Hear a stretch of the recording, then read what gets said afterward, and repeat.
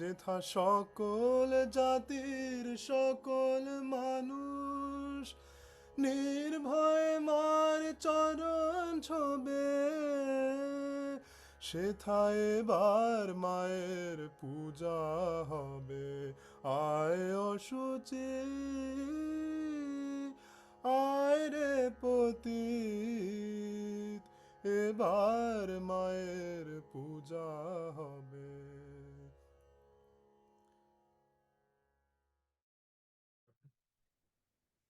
Namaskar. On behalf of Gitika Trust, I welcome you to the 2024 Kalyani Sengupta Memorial Lecture. I look forward to this lecture every year for two reasons. Firstly, this is intellectually stimulating and offers a great opportunity to learn about contemporary scholarship. Secondly, for a more personal reason, it helps me to celebrate the spirit of my dear Ma, who I imagine will be enjoying this lecture from wherever she is. For those of you who do not know Kalyani Sengupta, she is born in 1923 and was a vivacious personality, interested in just about everything.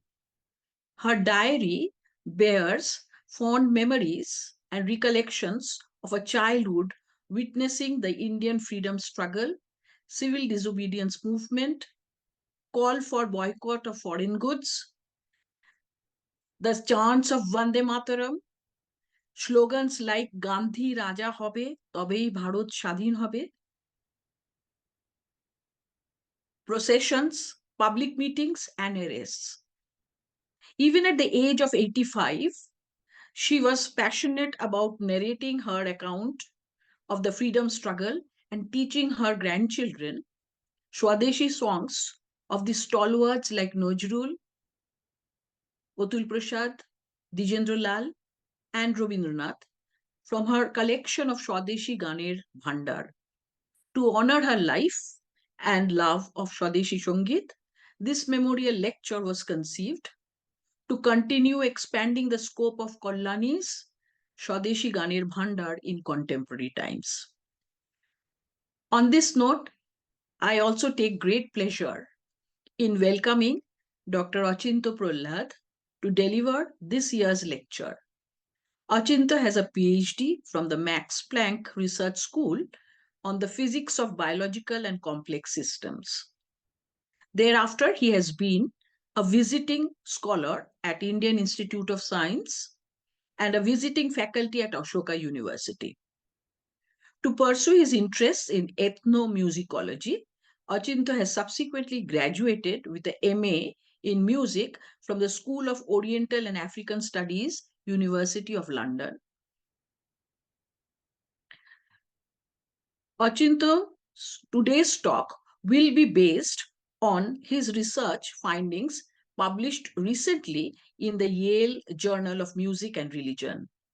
The Dance of Adi Shakti, which explores the works of the poet-songwriters of the Indian freedom struggle, C. Subramania Bharati and Kazi Nazrul Islam.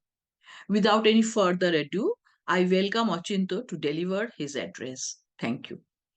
Over to Achintya. ঠিক আছে?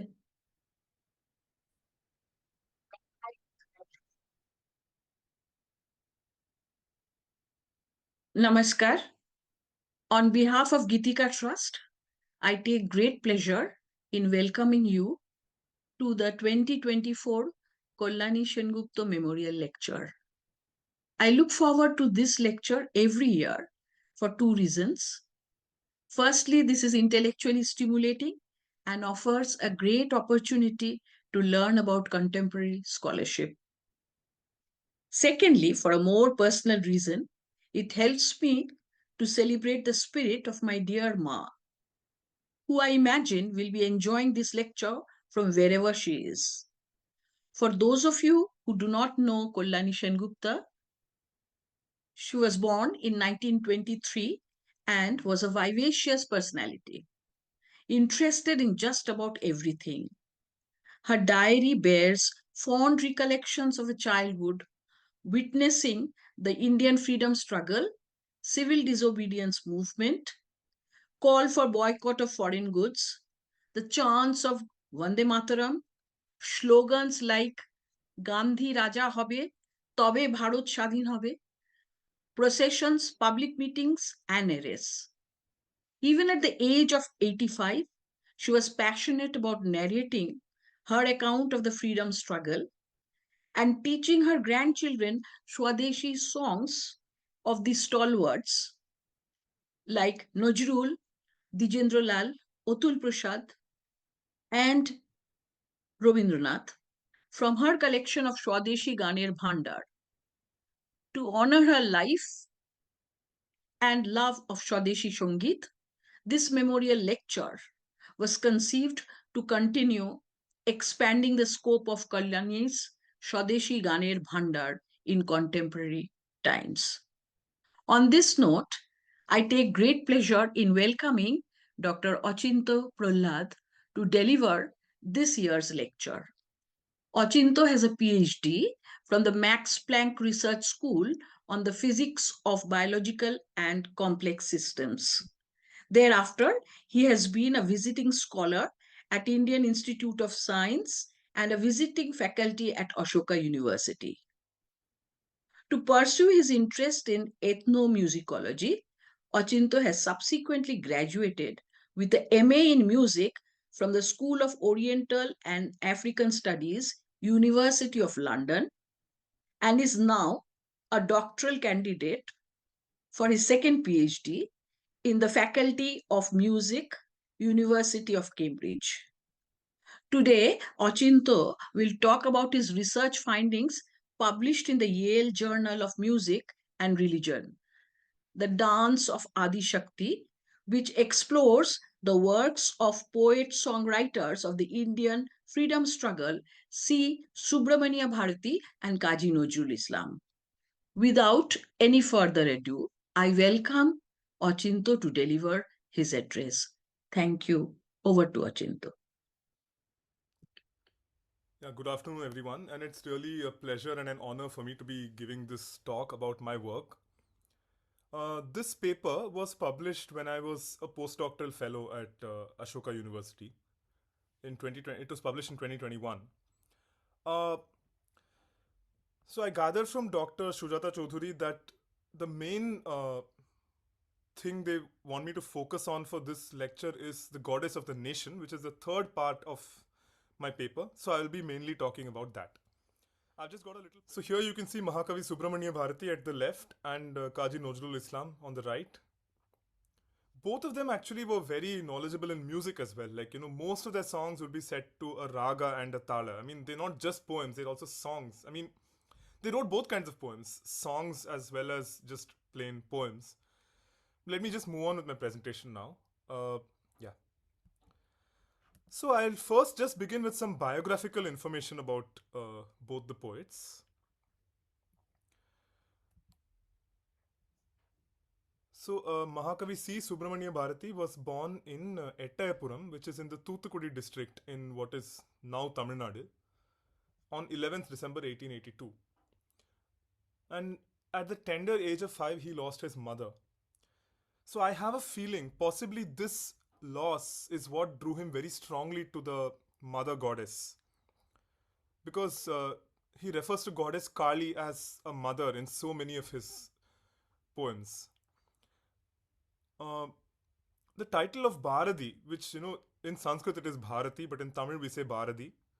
So Bharati is a name of Saraswati, and this title was very often given to poets in Tamil Nadu.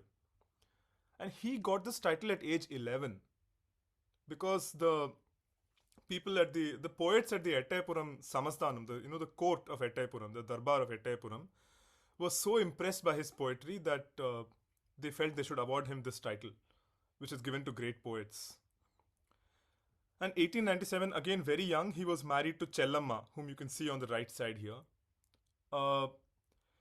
In 1898, he lost his father, after which he moved to Kashi, where he stayed with his paternal aunt. And over there, he learnt Sanskrit, English, and Hindi. And It was also a life changing experience for him because over there they say that he cut off his sacred thread and threw it into the Ganga. Uh, yeah, he knew a lot of languages, and it's possible that he also knew Bangla because he did two different translations of Vande Mataram.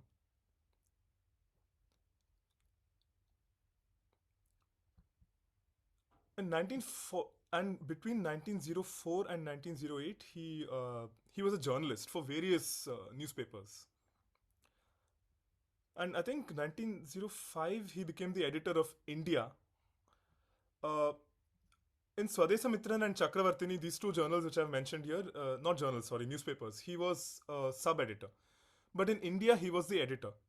But still, he was not named because since these were, anti colonialist journals or anti colonialist publications, uh, it could endanger him if he was named as the editor. Which is why, even though he was actually the editor, his name was not written. And in all of these journals, he published, in all of these newspapers, he published his national poetry and his articles on Indian freedom. In fact, he also wrote extensively in English, not just in Tamil. So there's one book. Just a second, I'll be back. So whenever I talk about Bharati, I always mention this book called The Coming Age. So this lady, yeah, it's edited by Dr. Meera Sundararajan, who is Bharati's great granddaughter. She brought it out in 2021 to commemorate like 100 years of Bharati's death. He died in 1921. So this is, I mean, these are not translations, but these are his own English writings. So this book is an excellent way, for people who don't know Tamil to understand Bharati. Because these are his own thoughts in English. They're not translated. He has also translated some of his own poetry. Some of that also is there in this. But in English, he didn't write too much poetry. I mean, in English, he did more of, journalism basically, or writing articles on various things. Not just journalistic articles, but also his thoughts on, say, Tamil devotional poets like Andal. Andal was this very important Vaishnava woman poet from the 8th century. I mean, we talk about Mirabai, but Andal was, 800 years before her, and she considered herself to be married to Krishna or Vishnu. So that is one of the other themes that Bharati explored in his articles. He also wrote about so many different things. He wrote about women's freedom. He wrote about, eradicating the evil of caste. And he had very progressive ideals for his time. Yeah, he was awakened to women's empowerment when he met Sister Nivedita, who was she was an Irish lady, earlier called Margaret Elizabeth Noble, who became a disciple of Swami Vivekananda, and thereafter she was known as Sister Nivedita. And it is Bharati's meeting with her in the Calcutta Congress of 1906 that awakened him to the to the ideas of an Indian nation and also to women's empowerment, to feminism. I mean, I don't know how correct this is, but in 2000, a movie was made about Bharati's life, a biopic. In that, they show the scene where he's meeting Sister Nivedita. And she asks him, like, why have you come without your wife? And I mean, after that, they start discussing more, and that is how he gets awakened to this idea that, of basically equality between men and women. And after that, he starts writing a lot of, poems, feminist poetry basically of that time. Quite progressive for that era. I mean, he even said, women will make food at home, but they will also make laws. And he had 10 commandments for women's empowerment, as given in his biography written by his granddaughter. Uh, he talks about women needing to get education and employment. And in those days, it was so regressive that, even a woman having a man as a friend, that was frowned upon. I mean, now we just think it's fine, right, for anybody of any gender to be friends with anybody. But in those days, it was so. I mean, that was the extent to which society was, backward back then. So he actually wrote that it's okay for women and men to be friends. I mean, now if we think about it, it might seem a bit strange, but we have to see also the time in which he was living. He died more than a century ago. But basically, many of the problems that he spoke about in India, like in his time, a lot is unchanged. I mean, there's still a lot of things that we need to fight, even now. So his poetry is as relevant now as it was back in his day. So yeah, he considered Sister Nivedita his guru, and he even wrote verses in her honor. In 1908, the publication of this newspaper India was stopped, and the legal editor, the person who was named as the editor in place of Bharati, he was arrested. And after this, Bharati moved to Pondicherry because Pondicherry that time was a French colony. So over there, the British could not arrest him. And it is here that he came across Sri Aurobindo, and they had a very close interaction. They became close friends, and together they studied Vedic literature, and they interpreted it in a new way for the Indian freedom struggle. And he also had this spiritual awakening. Like he came across many siddhas, and he became. I mean, he considered one of them his guru, called Kullachami. He's written a poem about this person as well. And in Pondicherry, there was also like a Ganesha temple and a Mariamman temple. Mariamman is a mother goddess. She's like originally the goddess of smallpox, but she's also very important as just a mother. And he wrote a long poem, Vinayagar Nanmani Malai, about the Ganapati at this temple.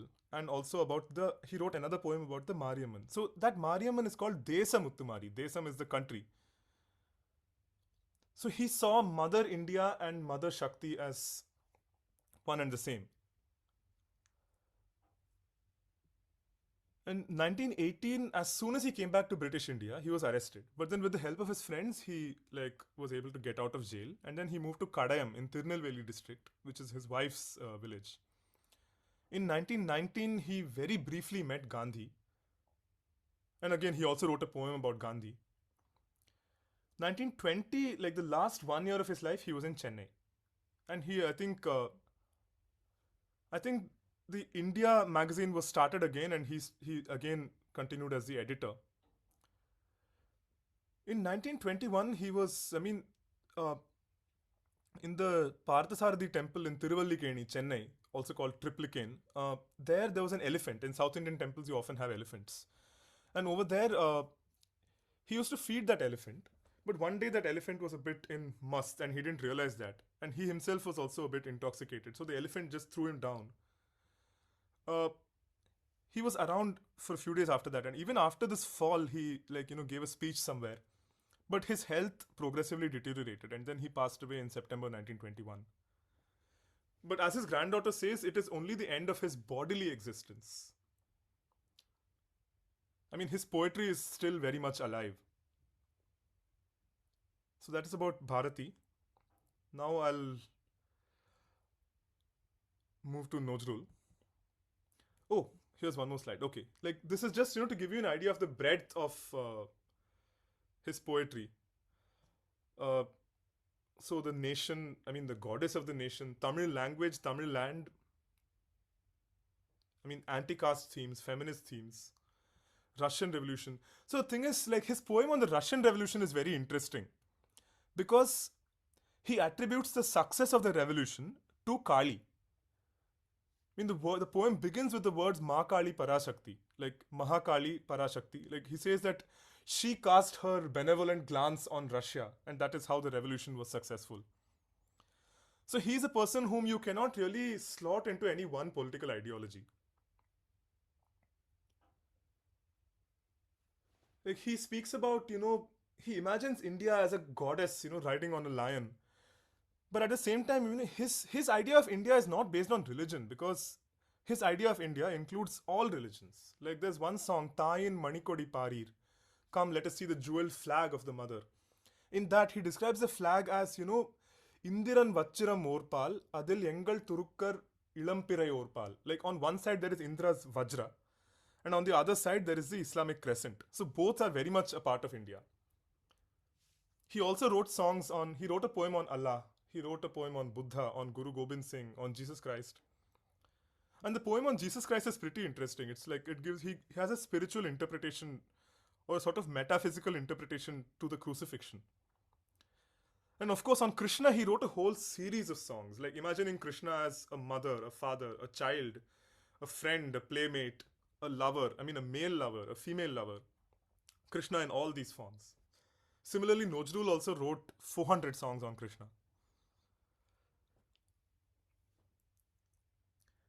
And like for many of the songs, you'll find that a ragam and talam is mentioned. But the really sad thing now is that nobody sings his songs in the original tunes. I mean, the original tunes are not available to us.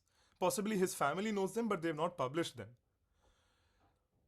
But even though the raga is mentioned, people are not singing the songs in those ragas. I mean, if not the original tune, you can at least sing it in the original raga, but that's not being done. But I'm slowly trying to recompose his songs in the original ragas. In fact, on my YouTube channel, I have like uploaded one of his songs in the raga mentioned in the book.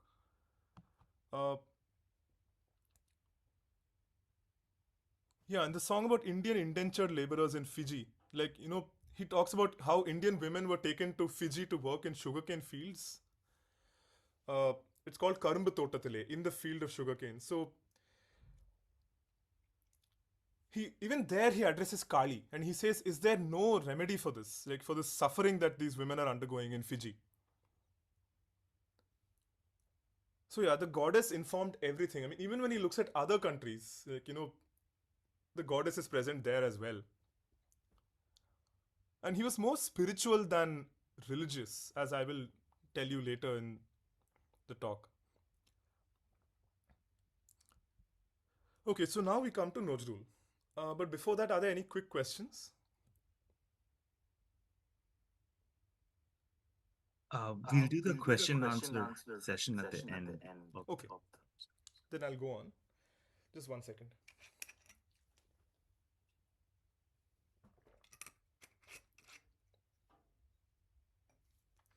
Yeah, so Nazrul was born in 1899 in Churulia and Bardhaman district, West Bengal. His father was a muezzin in a mosque and he passed away very early. So then after that, when Nazrul was young, he had to take over that job because the family was very poor. Yeah, I think poverty was a common thread for Bharati and Nazrul. Age 18, like he joined the British Indian Army, and that is when he was exposed to a lot of Persian poetry, which he would later use in his own poetry. Like, he created the Bangla ghazal. And he also read Rabindranath, Sharat Chandra. And he had a Muslim upbringing, but at the same time, he was deeply interested in Hindu culture. And he also acted in mythological plays and even in movies. Like, this is him in the role of, on the bottom right, he's in the role of Narada in a movie Dhrubo in 1934.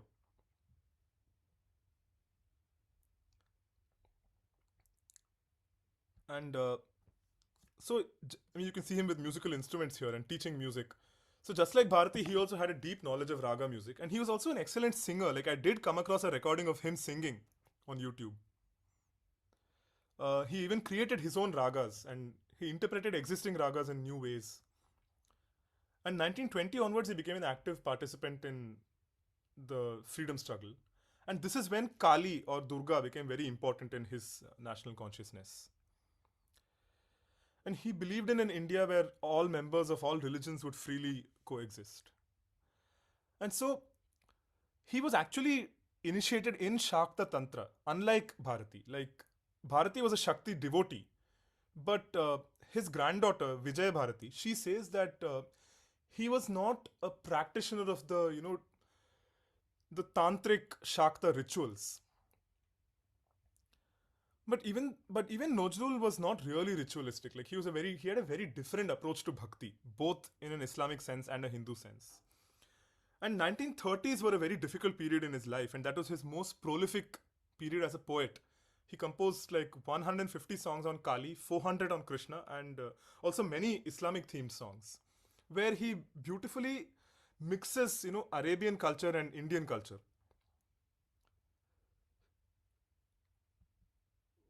So he also wrote several feminist poems like Nari, woman, or Barangona, prostitute, where, in the second poem he says that, like, why should just these women be discriminated against because of their profession? I mean, they deserve the same rights as any other woman, and their children deserve the same rights as anybody else's children.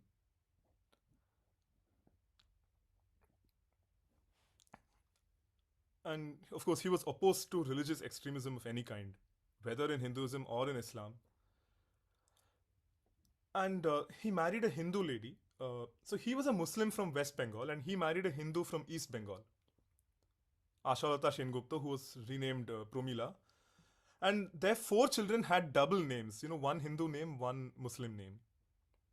So you can see their names here. Krishna Muhammad was the first one, Arindam Khalid, Kazi Aniruddha, Kazi Shobhashachi.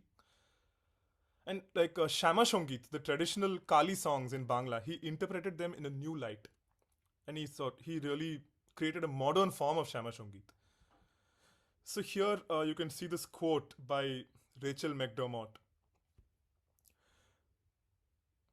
In compiling a comprehensive anthology of Shama Sangeet, or sung devotional poetry to the goddess Kali, I discovered to my surprise that perhaps the best and most popular of all the composers of the genre was an Indian Muslim poet, Qazi Nazrul Islam.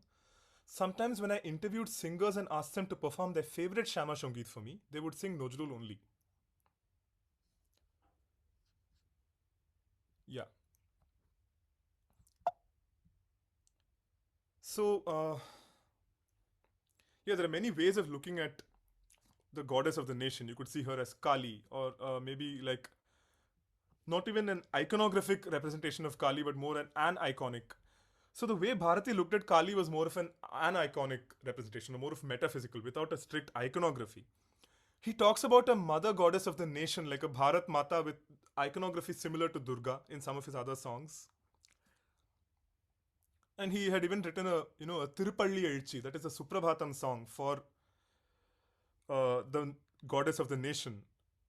Similar to, there is another Tirupalli Elchi which is sung in the Tamil Shaiva Bhakti tradition. So modeled on that, he made a Tirupalli Elchi, a Suprabhatam for the nation goddess. So you might see the nation as a goddess, or you might see her as a mother who is, sitting down on the ground with her children, having left her throne. So I will just sing a couple of songs. 1 second, sorry.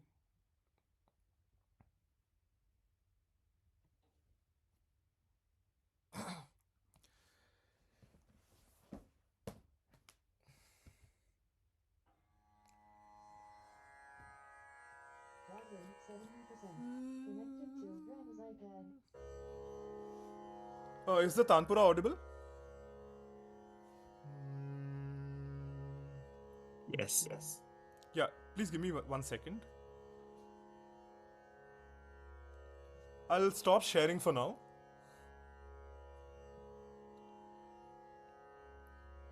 I'll just sing the song and then I will just show the translation slide after that.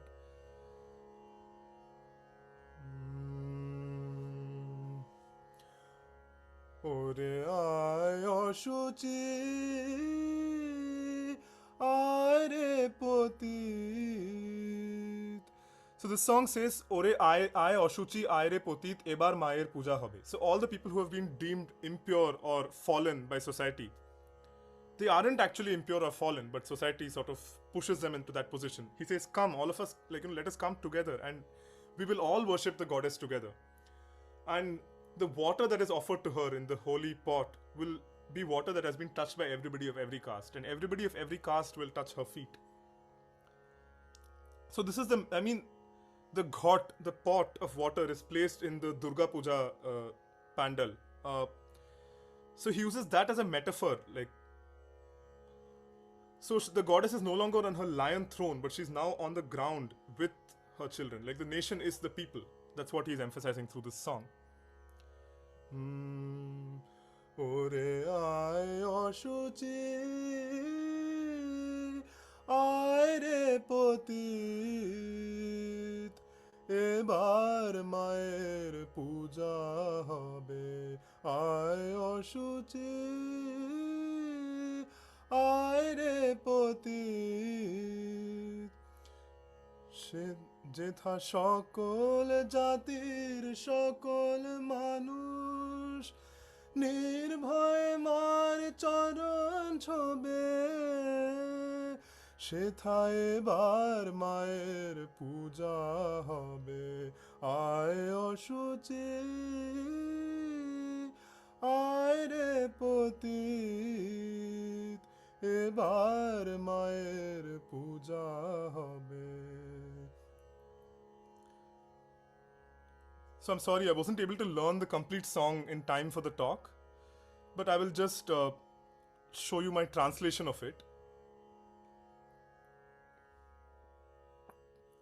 The tune for the song was composed by Kamal Dasgupta and sung by him and his three siblings, who were collectively known as Banglar Chele Meye, the like girls and boys of Bengal. Kamal Dasgupta, Shubal Dasgupta, Shudhira Dasgupta, and Indira Dasgupta. So the four siblings, they sang the song together. Let me just share the screen once again.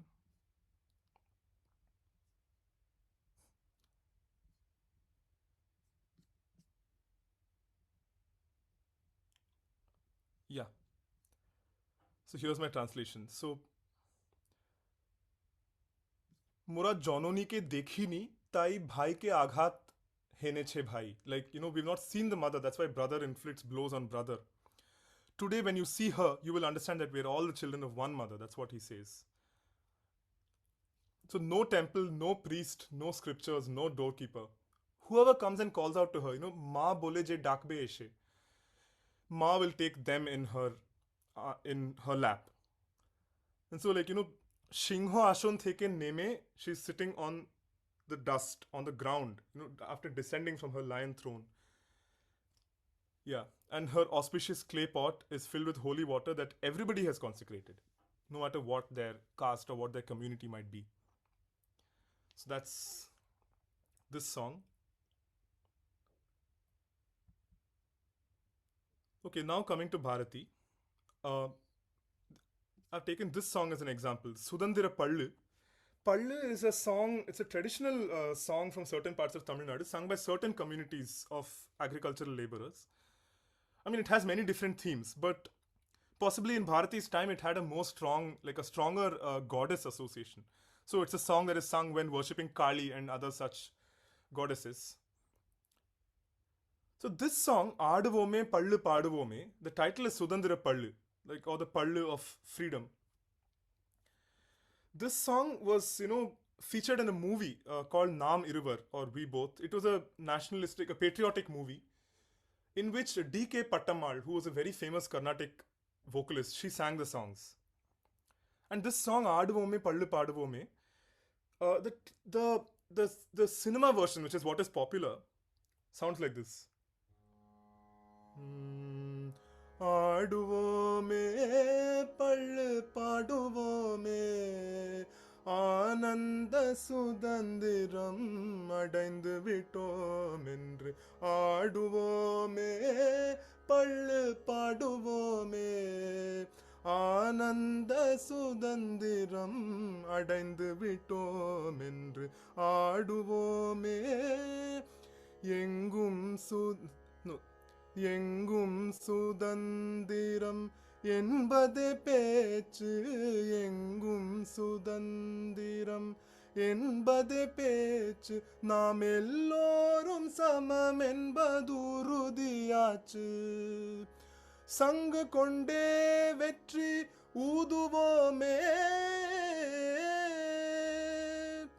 சங்கு கொண்டே வெற்றி ஊதுவோமே, இதை தரணிக்கெல்லாம் எடுத்து ஓதுவோமே, ஆடுவோமே பள்ளு பாடுவோமே ஆனந்த சுதந்திரம் அடைந்து விட்டோம் என்று, ஆடுவோமே. I just sang part of the film version. The first charanam, பார்ப்பானை Iyer என்ற காலமும் போச்சே வெள்ளை பரங்கியை துரை என்ற காலமும் போச்சே. It's an important part of this song, but in the film version they did not include it and they went directly to the next charanam, which is எங்கும் சுதந்திரம் என்பதே பேச்சு. But the first charanam is the most important because it talks about freedom from the colonizer, but also freedom from oppression inside the country.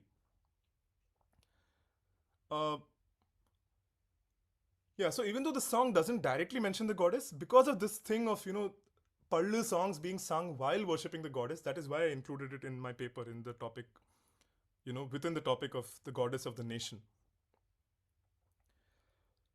Yeah, so the original raga of this song was not what I sang. It was Varali. So Varali is a Vivadi raga. It is a raga which is kind of dissonant, like kind of strange sounding to the ear.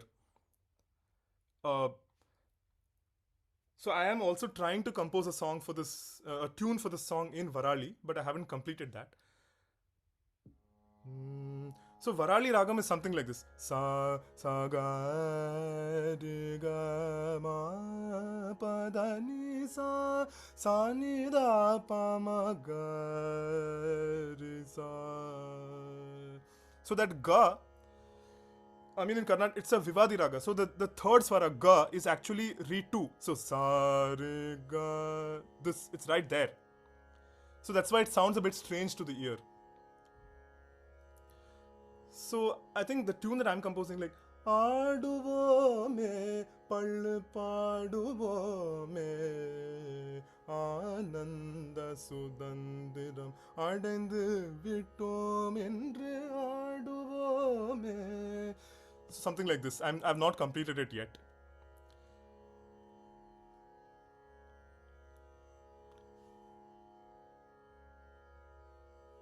Yeah, so just like Thai in Manikodi Parir, also here we find that one verse has been left out. So such things have, I mean, a lot of such, changes have been made to his poetry after his death. And even like, in his songs, I mean, on his wife, Chellamma, like he mentions her by name, Chellamma, directly. But after his death, Chellamma's brother changed the lyrics of those songs and he removed his sister's name and he put in just Kannamma. Kannamma being any generic woman, like Kannamma means darling or dear, but it can be anybody. But in those 3 songs, he had specifically mentioned Chellamma. So like this, a lot of his stuff has been changed. And people don't even know that he has written some things. Like, so here he says we'll worship agriculture and labor, the hammer and the sickle. But at the same time, his politics is very deeply grounded in bhakti. So you can't say that he's a communist, So basically the sense of this, the importance of this song is that it means nobody is free unless everybody is free. Like his granddaughter has written in her note on the song that he means in this song that it's only when all castes are free. So basically he's imagining people of a traditionally oppressed caste who are celebrating their emancipation, their freedom through singing this song. So he says that unless everybody in India is free, like nobody is free. That was the basic sense of this song. He also had a very interesting view of Saraswati. So he says, like, muttering mantras, stacking books in a line. I mean, I think I will just say the lines in Tamil and you can look at the English translation. Sen Tamil mani nattidai உள்ளீர் சேர்ந்து தேவை வணங்குவம் வாரீர் வந்தனம் இவட்கே செய்வதென்றால் வாழி அஹ்திங் எளிதன்று கண்டீர். எளிதன்று, it is not easy. மந்திரத்தை முணுமுணு தேட்டை வரிசையாக அடுக்கி அதன் மேல் சந்தனத்தை மலர இடுவோர் சாத்திரம் அவள் பூசனை அன்றாம். அன்று, it is not her puja. வீடு தோறும் கலையின் விளக்கம் வீதி தோறும் இரண்டொரு பள்ளி. Just got the pointer. வீதி தோறும் கலையின் வீடு தோறும் கலையின் விளக்கம் வீதி தோறும் இரண்டொரு பள்ளி நாடு முற்றிலும் உள்ளன ஊர்கள் நகர்கள் எங்கும் பல பல பள்ளி, many schools. தேடு கல்வி இல்லாதொரு ஊரை தீயினுக்கு இரையாக மடுத்தல். If there's a town without education, might as well just throw it to the fire. கேடு தீர்க்கும் அமுதம் என் அன்னை கேண்மை கொள்ள வழி இவை கண்டீர். And then he also goes on to other countries, not just his views. It's like literally a global view of Saraswati. So Saraswati starts out as his childhood love, he sees her as a divine lover almost, and the muse who inspires his poetry. But from there, she also, like Kali, Saraswati also becomes a goddess of the nation. And beyond that, she becomes a global entity. Because he says, like, let her, like he talks about all these ancient lands, the Hunas, Yavanas, China, Persia, Turkey, Egypt. Kalvi Tevin Oli Migundonga. Like, let the light of this deity of learning grow and extend its reach everywhere. So that was his view. He had truly a global thought while remaining devoted to the Indian freedom struggle. So that's all for my presentation, and we can move on to questions. I just want to mention one thing, that these stanzas from this poem are very rarely sung. The first two stanzas talk about Saraswati. You can find her in the white lotus, in the sound of the veena, in sweet speech of children, in the sound of the parrot, the sound of the koel, or women's sweet songs. So it's only these two stanzas that people sing. But beyond them, there's so much more in that poem. There are 10 stanzas. So I highlighted some of the later stanzas. I'm also in the process of composing a tune for this one, which I will hopefully upload on my YouTube at some point. So yeah, that's all for my presentation. I had very little time to prepare, but I still hope you liked it. And now we can move on. যেথা সকল জাতির সকল মানুষ নির্ভয়ে মার চরণ ছোবে, সেথায় এবার মায়ের পূজা হবে। আয় অসুচি, আয় রে পতিত, এবার মায়ের পূজা হবে।